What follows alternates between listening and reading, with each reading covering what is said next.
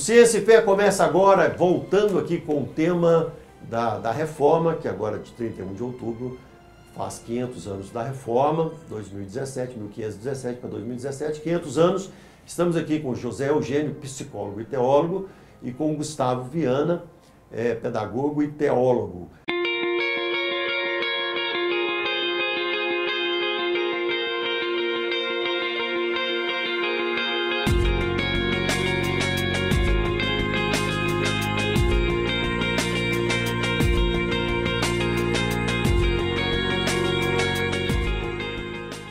Nós já falamos sobre as 5 solas da Reforma, ou 5 doutrinas da Reforma. Falamos sobre as 2 primeiras, só as Escrituras e só a fé. Agora, Gustavo ou Zé, vamos pelo Zé primeiro. Só a graça. Como que ficou a questão da graça na Igreja Romana, no feudalismo da Idade Média? A doutrina da graça, ela é fundamental, né? Ela é central na visão reformada. Porque não é só uma questão de fé, é uma questão também de transformação de vida. Você vai apresentar agora, não mais obras físicas, não mais obras de esmolas, de oferta, mas a grande obra agora é a transformação do caráter, é a santidade. Regeneração. É a regeneração, é o novo homem, né? Essa é a proposta da doutrina da salvação dentro da teologia reformada. É pela fé? Sim. Mas essa fé é uma fé prática que vai redundar numa santificação. E tem que mostrar uma vida transformada. Vida reta. O que roubava não rouba mais, o que mentia não minta mais. Né? Então, as solas, elas se ajustam uma à outra. A fé, a palavra, a salvação. Porque a fé traz, né, essa aproximação com Deus, a palavra permite você ter esse entendimento de Deus, né? E aí as outras solas precisam também serem citadas, né? Somente Cristo. Cristo é o ponto central na doutrina reformada. Toda a igreja reformada, né, tem um centro, o púlpito da igreja, né? Ele está no centro representando a centralidade da palavra. Na minha época, Silvério, o púlpito não tinha rodinha. Na minha época, o púlpito era, minha época de conversão, 1989, né? Porque essa época ainda é minha, né? Você é da época de Lutero, né? Não, 1989 foi a minha conversão. Você ajudou Lutero a pregar as 95 teses. O púlpito era uma bancada, você não conseguia removê-lo, porque era o sinal, era a representação da centralidade da palavra. E a palavra representava também, não só a vontade de Deus, mas a confirmação das promessas, e a promessa maior é a promessa de salvação, e não de prosperidade financeira. Pela graça. Pela graça. Regeneração, Gustavo, porque hoje nós estamos já vendo aí movimentos que já não estão pregando santidade mais. Né? Graça sem santidade é uma graça sem complicada, graça. Né? A grande questão do cristianismo é aquela conversa que Jesus tem com Nicodemos lá em João 3, não é, que é nascer de novo. Não se entra no reino de Deus sem nascer de novo. E esse nascer de novo, né, obviamente alguém poderia perguntar aquilo que Nicodemos perguntou, mas como posso eu, já sendo velho, voltar ao ventre da minha mãe? E não é essa a ideia que Jesus está falando, é aquilo que a teologia paulina lá na frente também vai falar muito, né, que é o nascer de novo. Né, o velho homem que fica para trás e esse novo homem que nasce da fé em Jesus Cristo.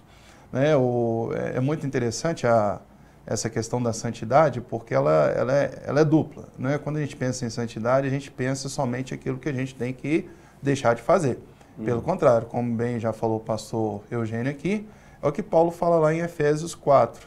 Né? Aquele que não minta mais agora vai falar a verdade. Quem antes roubava, agora vai trabalhar. Não é assim, é uma coisa que eu abandono, mas é uma prática nova que eu tenho. Em Efésios mesmo, Paulo também fala das boas obras, que Deus as preparou de antemão para que andássemos nelas. Então, assim, quando eu entendo as boas obras, a questão da graça, o que a reforma traz, assim, é aquela reflexão que tira o mérito do ser humano. Até mesmo porque ele não tem condições de ter esse mérito. Não vai ser comprando uma indulgência, não vai ser pelas esmolas, por isso, por aquilo outro. Mas é pela graça de Deus, né?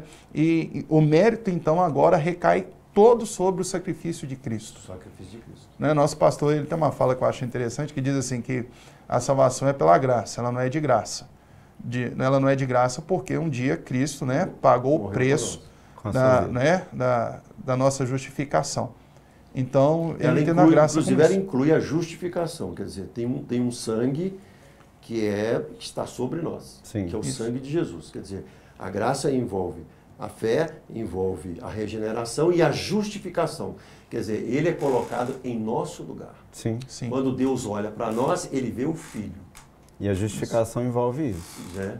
Ninguém é justo. Ele é tornado justo pela fé em Cristo. Justificados, pois, pela fé, tenhamos paz para com Deus por meio de nosso Senhor Jesus Cristo Rei, a quem obtivemos acesso pela fé a essa graça a qual estamos firmes e nos gloriamos não somente nisso, mas nas tribulações.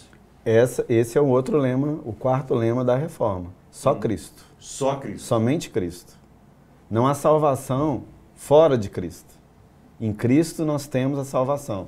Em Cristo nós temos mudança. Porque essa mudança pela palavra vem pela renovação da mente. É a metanoia. Da pregação pelo Cristo. O nascer de novo é isso. Sim, da pregação de Cristo.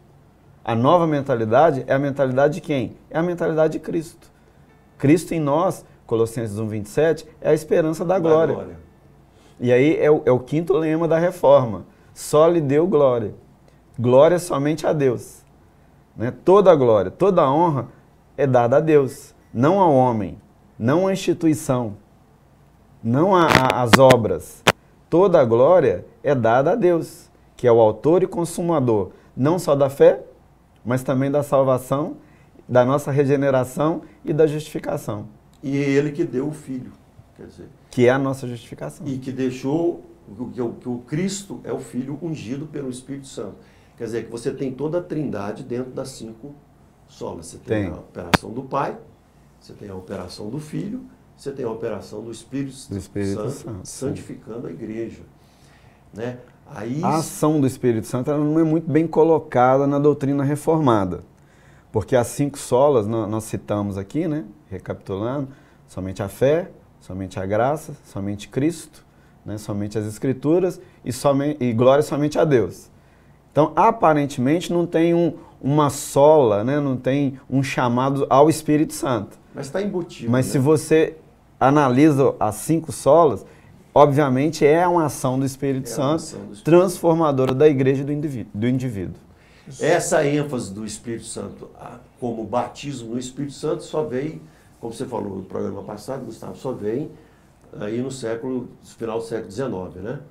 Quer dizer, que a gente pode dizer que é uma continuação da reforma, nós pentecostais. Né?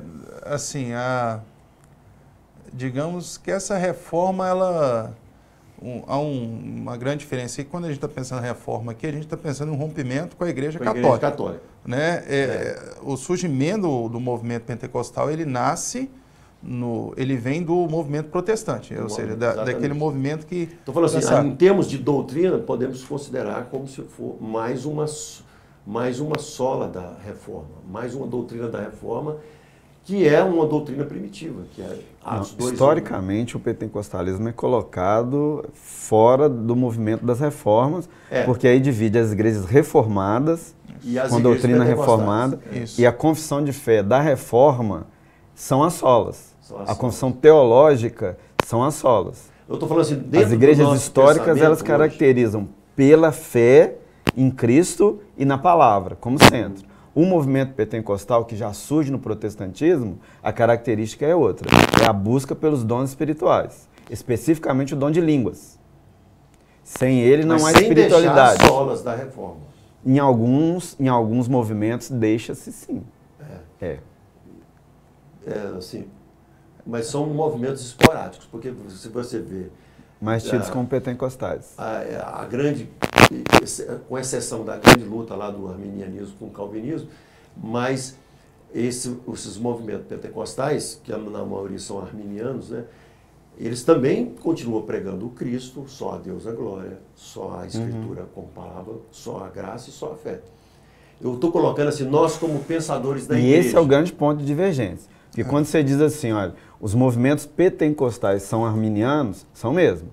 Maioria, e em compensação, a confissão de fé reformada ela é calvinista. Ela é calvinista. E aí, obviamente, há uma cisão tá? Natural entre esses dois movimentos. Mas eu estou falando assim, como Porque são pensadores movimentos. da igreja, como nós pensadores da igreja. Nós estamos numa igreja hoje batista, reformada, Que há esses mas dois movimentos. pentecostal. Né? Que há esses dois movimentos. Mas a confissão de fé precisa ser reformada.